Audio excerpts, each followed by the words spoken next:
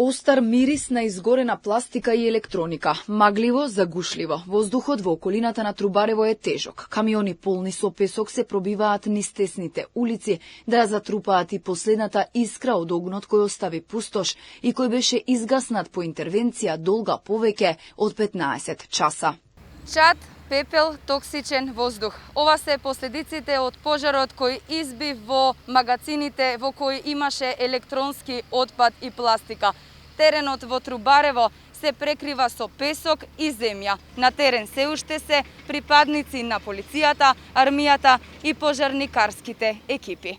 Очевидец за Алфа ја раскажува целата траурна случка, од првите пожарникарски сирени кои ги слушнал, па се до неговата евакуација кога синоќа дошла полицијата да им понуди да се сместат во Центарот за обука во Идризово.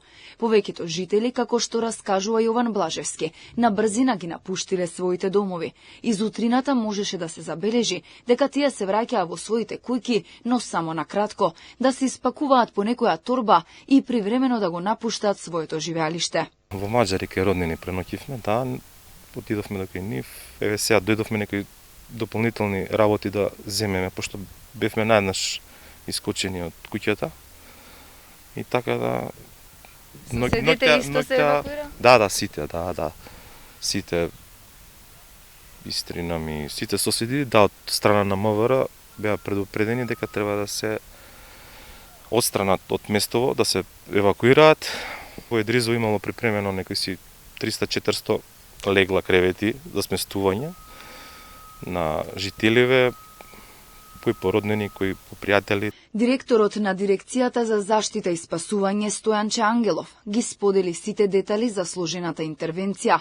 Со координирана акција и ангажман на сите надлежни служби, огнот беше ставен под контрола. Благодарение на храбрите скопски пожарникари, кои што влегоа во огнот, во таа црна чад, действуваа одблиску врз огнот, веднаш потоа на пилотите, на армискиот и полицијскиот хеликоптер, како и на пилотот на ер-тракторот, кој што со исклучително прецизно дејство го пресекоа пожарот, но и тогаш кога чадот се навалуваше, тие влегуваа буквално низ чадот и действуваат директно врз опожарената површина. За првиот човек на противпожарната бригада на Скопје Томевски. Интервенцијата е успешна и поради фактот што немаше повредени пожарникари. Она што е најбитно за мене, ова интервенција оценувам како успешна, приведејќи ниеден од колегите не е повреден, сите се безбедно вратени дома.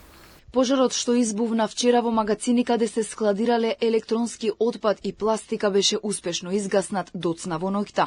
Тешката акција вклучуваше интервенција од копно и од воздух. Беа активирани хеликоптери, ер-трактори, возила со специјална пена, водените топови на ЕБР. Сликата вчера беше застрашувачка. Црн чад го обви Скопје, а пожарникарите со посебна опрема се бореа со огнената стихија во екстремно тешки услови.